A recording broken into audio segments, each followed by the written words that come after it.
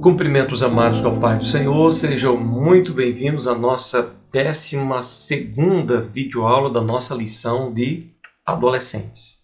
O nosso assunto de hoje trata-se do seguinte tema: salvos para mudar o mundo. Nós temos a nossa leitura bíblica em Marcos, capítulo 16, versículo 15 ao 18, e Mateus 28, versículo 18 ao versículo de número 20. Assuntos que falam sobre a grande comissão de nosso Senhor Jesus para levar a mensagem do Evangelho por toda parte. Marcos 16, 20 fala assim: os discípulos foram anunciar o Evangelho por toda parte e o Senhor os ajudava, por meio de milagres, provava que a mensagem deles era verdadeira. Jesus fazia milagres, maravilhas, e ainda faz porque Ele é fiel. Nossa mensagem de hoje começa através de um assunto interessante: a igreja e sua missão transformadora. Ou seja, a igreja tem uma missão transformadora. Você sabe qual a sua missão no mundo? Vamos estudar essa lição e vamos descobrir, né? Vamos começar falando a respeito da igreja primitiva em Jerusalém. Após o batismo no Espírito Santo, os cristãos primitivos em Jerusalém experimentaram um grande avivamento. Eles estavam dispostos a falar de Jesus incansavelmente, compartilhavam seus bens uns com os outros, de maneira que não havia entre eles quem tivesse necessidade de roupa ou sequer de comida. Eles participavam da Santa Ceia e levavam uma vida de oração. Olha os detalhes: amor fraternal junto com uma vida de oração. Quer dizer, comunhão com os irmãos, comunhão com Deus. Isso realmente reflete numa vida poderosa, uma vida de muitas e muitas conversões para a glória de Deus. Com isso, milagres extraordinários aconteciam cotidianamente e muitos se convertiam ao Evangelho. Vamos ver aqui na palavra de Deus, o que está escrito em Atos capítulo 2, versículo 42 ao 47. Que diz assim: e perseveravam na doutrina dos apóstolos e na comunhão, e no partir do pão e nas orações. E em toda a alma havia temor, e muitas maravilhas e sinais se faziam pelos apóstolos. Todos os que criam estavam juntos e tinham tudo em comum. Vendiam suas propriedades e bens e repartiam com todos, segundo cada um havia de mister. E perseverando unânimes, todos os dias no templo e partindo o pão em casa, comiam juntos com alegria e singeleza de coração, louvando a Deus e caindo na graça de todo o povo, e todos os dias acrescentava o Senhor à igreja aqueles que se haviam de salvar. Então, olha como que era o viver dos cristãos no primeiro século, né, na igreja primitiva. Com as pessoas sendo transformadas, o mundo ao redor delas também começou a ser mudado. Algum tempo depois, o cristianismo tomou proporções universais, né, algo cresceu, expandiu-se, né, pelo mundo todo. E a história foi dividida em duas fases. A primeira fase antes e a segunda fase depois de Cristo. A fase que estamos vivendo agora é chamada de, por exemplo, 2022. Mas 2022 o quê? 2022 após Cristo. Então a história foi dividida em duas fases através desse avanço missionário extraordinário que levou o mundo, digamos, a se tornar aí super evangelizado. Não digamos que hoje nós temos o mundo todo evangelizado, falta muita gente ainda para ouvir o Evangelho, mas no primeiro século a igreja tem um crescimento explosivo, é algo extraordinário que aconteceu naqueles dias entre os primeiros cristãos. O poder de Deus se manifestava de maneira tão intensa que os doentes ficavam nas ruas esperando o apóstolo Pedro passar, porque quando a sombra dele os cobria, né, os enfermos eram curados. Vamos ler Atos dos Apóstolos, capítulo de número 5. Pegar aqui para os amados. Atos capítulo 5, versículo de número 15, que diz o seguinte: de sorte que transportavam os enfermos para as ruas e os punham em leitos e em camilhas, para que ao menos a sombra de Pedro, quando este passasse, cobrisse alguns deles. Verso 16. E até das cidades circunvizinhas concorria muita gente a Jerusalém, conduzindo enfermos e atormentados de espíritos imundos, os quais eram todos curados.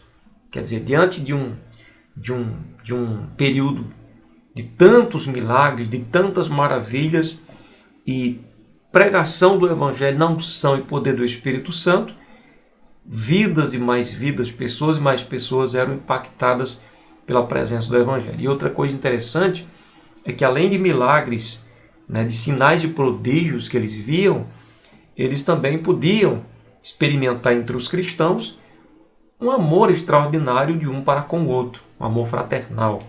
E isso levava as pessoas a reconhecer que Deus realmente estava com esse rebanho.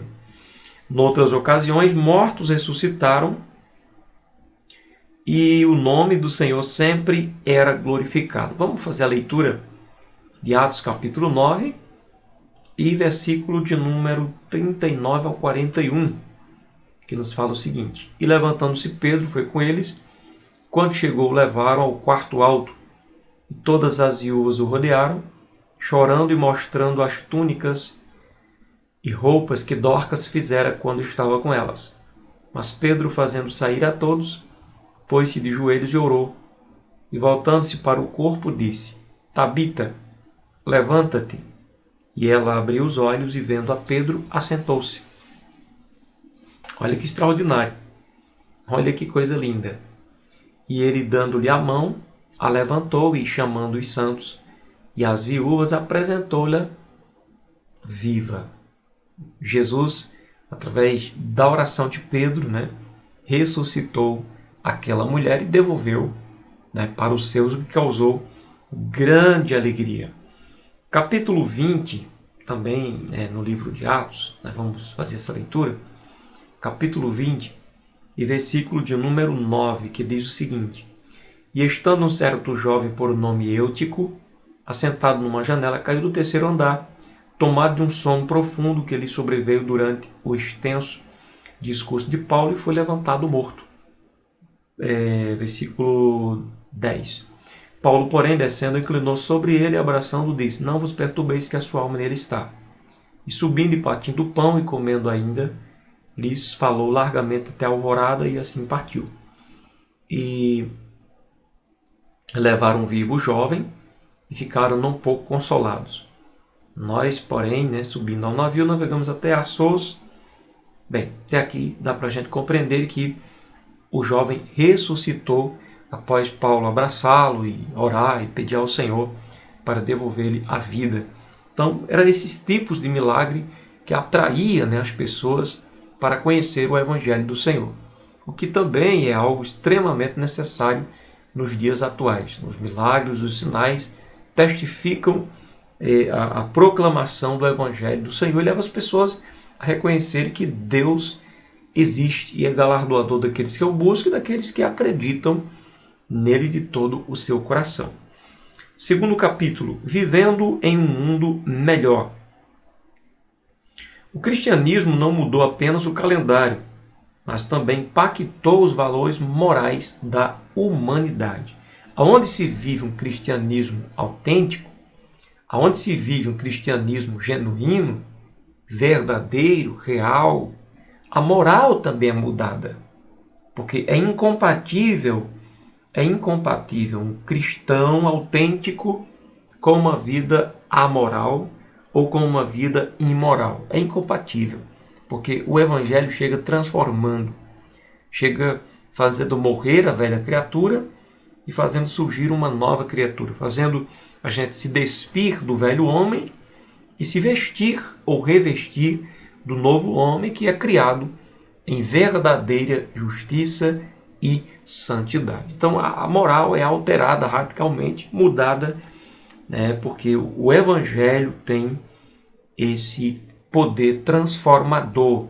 Com a mensagem de Jesus, pregada pelos discípulos, por exemplo, as mulheres foram valorizadas e os judeus e não judeus, que são gentios, puderam se tornar irmãos, né? Quer dizer, grupos que antes eram extremamente rivais, né, pelo sangue de Jesus, acaba a rivalidade. E aí é onde a gente pode ver, nos dias atuais, meus irmãos, todos que estão assistindo este ensino da palavra de Deus, é incompatível um evangelho onde está o evangelho, não tem como estar as intrigas, as brigas, as contendas, as pelejas, porque isso é fruto da carne. O fruto do Espírito é outro. Né? O fruto do Espírito que vem através do Evangelho, da Palavra de Deus, é amor, gozo, paz, longanimidade, benignidade, bondade, fidelidade, mansidão, temperança, né? Ou domínio próprio. Isso provém do Espírito que vem de ouvir a palavra, de crer na palavra de Deus. Então o Evangelho tem esse poder transformador. Né? O Evangelho de Jesus chamava todas as pessoas para Deus, independente da sua cor de pele, da sua nacionalidade, da sua situação financeira, pois Deus não faz acepção de pessoas. Vamos ver o que está escrito aqui em Atos, capítulo 10, e versículo de número 34. 10:34 e versículo 35, que fala o seguinte: abrindo Pedro a boca, disse: reconheço por verdade que Deus não faz acepção de pessoas, mas que lhe é agradável aquele que em qualquer nação o teme e faz o que é justo. Né? O que agrada a Deus não é a nossa posição social, o que agrada a Deus não é a cor da nossa pele, o que agrada a Deus não é o nosso nível intelectual, não é o nosso nível escolar, mas o que agrada ao Senhor é o que está escrito aqui no versículo 35. Mas é agradável a ele, né? Lhe é agradável aquele que em qualquer nação, tanto faz se brasileiro como argentino, paraguaio, venezuelano, em qualquer nação, teme, né? Quer dizer, teme a Deus e faz o que é justo. Esse sim é agradável a Deus. Esse é o padrão para que o Senhor se agrade de cada um de nós. Né? Além de muitas contribuições sociais e culturais, a mais expressiva bênção que o cristianismo trouxe para o mundo foi espiritual. Pela pregação da mensagem de Jesus, a humanidade conheceu o caminho de volta para Deus. Olha que coisa extraordinária. Através da pregação do Evangelho, a humanidade tem a oportunidade de conhecer o caminho de volta para Deus. Quer dizer, por que o autor, usado por Deus, ele foi feliz demais nessa expressão? Eu quero dar glória a Deus pela vida do autor que escreveu essa frase, porque aqui ele colocou algo muito significativo, muito importante, porque essa é a realidade, essa é a verdade. Né? Por meio da pregação da mensagem de Jesus, a humanidade conheceu o caminho de volta para Deus. Por que ela conheceu o caminho de volta? Porque ela estava... por que se diz, né, que ela conheceu o caminho de volta? Porque ela estava indo na contramão. Ela estava indo em direção avessa à vontade de Deus. Deus queria que ela trilhasse nessa direção e nós humanos estávamos indo numa direção completamente oposta. Quando nos convertemos, então passamos a seguir os passos do Senhor que está indo nessa direção. Então isso é muito importante. E o caminho de volta para Deus é Jesus de Nazaré, o Filho do Deus vivo. Caindo na simpatia do povo, a igreja em Jerusalém tinha um grande diferencial. E não era apenas os milagres, testemunhos e pregações cheios de poder. O maior diferencial dessa igreja foi a sua capacidade de amar. Foi principalmente por isso que os cristãos caíram na simpatia do povo. Vamos ver o que está escrito aqui. Atos capítulo 2, verso 47. louvando a Deus e caindo na graça de todo o povo. E todos os dias acrescentava o Senhor à igreja aqueles que se haviam de salvar. Né? Coisa maravilhosa. A Bíblia diz que todos os dias pessoas se convertiam.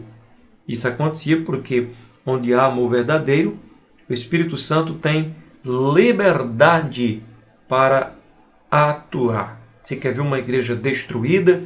Você quer ver um povo destruído? Discórdia entre eles. Contenda, desentendimento, facções, divisões. Acaba, meu irmão, porque o que faz uma comunidade cristã sobreviver, viver bem, é a presença do Espírito Santo. Não é a nossa condição financeira. A condição financeira da gente nos faz a gente viver bem fisicamente. Fisicamente, porque você se sente, digamos, capaz de se autossuprir materialmente. Mas o homem não é composto só de matéria. Temos uma outra parte chamada alma e espírito, e essa depende muitíssimo do relacionamento com Deus, que só se dá por meio do Espírito Santo. Então, quando vivemos em paz com todos, sentimos Deus mais perto, sentimos Deus dentro de nós. Quando vivemos de conflitos, de arranha-arranha, né? Quando vivemos de discórdia, de contenda, então não sentimos Deus em nós, porque essas coisas não vêm de Deus. Essas coisas vêm do maligno, então chamado de obras da carne. Facções, divisões, ciúmes, contendas, pelejas, não é obra do Espírito Santo. Verdade? Então, olha que coisa interessante.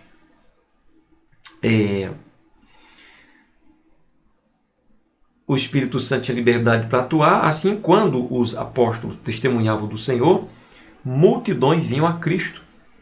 E hoje, isso ainda acontece? Será que vivemos o padrão de amor ensinado por Jesus? Vamos conhecer esse padrão? 1 Coríntios, deixa eu pegar aqui para os amados, rapidinho. 1 Coríntios, capítulo de número 13, verso 1 ao 7. Que diz o seguinte: Paulo ensinando para a igreja, ele fala assim, olha, ainda que eu falasse as línguas dos homens e dos anjos e não tivesse amor, seria como o metal que soa ou como o sino que tine.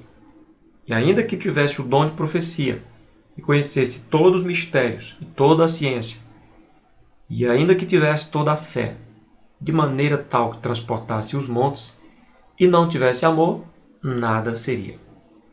E ainda que distribuísse toda a minha fortuna para sustento dos pobres, e ainda que entregasse o meu corpo para ser queimado, e não tivesse amor, nada disso me aproveitaria.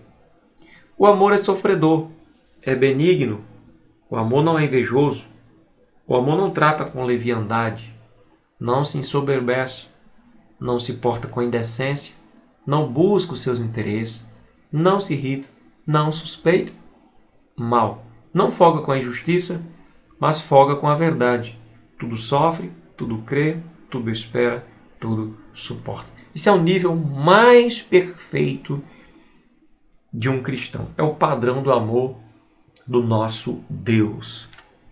E quando amamos, aprendemos que não são ações que exatamente identificam que a gente ama. Veja que o texto cita falar língua dos homens e dos anjos. O texto cita dar o corpo para ser queimado. Poderia a gente ter isso como uma prova de amor excelente, na verdade? O texto cita também dar todo o salário que você tem para sustentar os pobres. Mas, porém, se a motivação por trás disso não for o amor, de nada serve, de nada adianta. Né? Deus é amor. Terceiro, ganhando o mundo para Cristo, saindo da zona de conforto. Jesus disse aos discípulos que pregassem o Evangelho em todos os lugares. Isso está em Marcos 16, versículo número 15. Mas como disse o pastor Alexandre Coelho, ele disse assim, infelizmente os cristãos de Jerusalém demoraram a obedecer a ordem de ir. E Deus levantou uma perseguição para dispersá-los. O vento sopra onde quer, esse é o títulozinho aqui de onde foi extraído esse comentário. Bem, Deus os incomodou tirando-os da zona de conforto. Eles não queriam ir, o Senhor permitiu uma perseguição e aí eles foram. Às vezes a gente é tardio. Nós, nos dias atuais, somos tardios para ir. Às vezes só vamos no aperto, no momento difícil, né? Veja que muitos cristãos votam. Se Deus me conceder isso, então farei tal e tal obra para Ele. Poderíamos fazer por uma questão de gratidão, né? Pelo que aconteceu na cruz. E não por uma aparência de uma barganha. Olha, Senhor, Tu me dá isso que eu faço aquilo para Ti. Não, nada disso. O que Jesus fez por nós na cruz já é suficiente demais para a gente ser fiel naquilo que deve. A zona de conforto deles era Jerusalém e eles aí saíram pregando o evangelho por todos os lugares por onde iam passando. O Senhor tinha um projeto de alcançar o mundo inteiro com a mensagem da salvação e foi o que aconteceu. Os cristãos começaram a evangelizar o mundo e não mais pararam. Missionários como Paulo, Lucas e Barnabé no século I e tantos outros ao longo desses 2 milênios de cristianismo trouxeram a luz da mensagem da salvação a muitos povos e nações. E hoje, você tem a oportunidade, lá no teu trabalho, lá na tua sala de aula, junto com teus colegas lá na sua faculdade. Sim, pastor, são lugares difíceis. O Senhor não enviou os discípulos para pregar em lugar fácil. Pelo contrário, Ele disse que estava enviando os discípulos para pregar onde? No meio de lobos. É exatamente aí que Jesus envia. Porque vão fazer chacota comigo, vão me criticar, vão me marcar. Os discípulos, muitos morreram por amor a Jesus. Muitos tiveram suas casas saqueadas, destruídas, confiscadas, porque pregavam o evangelho. Então não existe hoje essa zona de conforto, onde a gente diz, eu vou pregar aqui porque aqui é bom, aqui é gostoso, aqui ninguém me persegue. É uma obra de Deus, confrontando a obra do mal. Então aproveite a bênção, aproveite a oportunidade. Fale de Jesus na escola. Fale sim para o seu colega da direita, o seu colega da esquerda, coleguinha da frente, coleguinha de trás. Procure meios. Ore e pede, Deus me dá sabedoria. Como eu faço para alcançar essas pessoas? Jesus vai ficar feliz com você. Em nosso país, a mensagem do Evangelho junto com o anúncio do Pentecoste, né?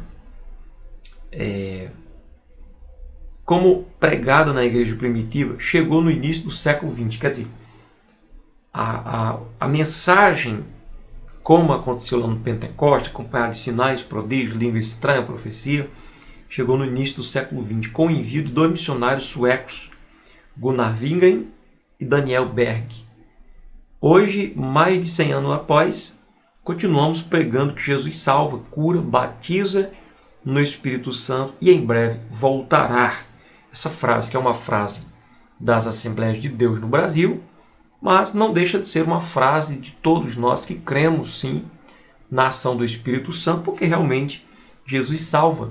Cremos que Jesus cura, que Ele batiza no Espírito Santo e esperamos Ele voltar a qualquer momento. Então é uma frase tanto das Assembleias de Deus como de todos aqueles que acreditam nesse credo, né? O tempo passa, as ideologias são alteradas, os homens se corrompem, mas o Evangelho continua o mesmo, pois no Senhor não há mudança. Não há mudança no nosso Deus, nem sombra de variação nenhuma. É o que está escrito em Tiago 1, versículo 17.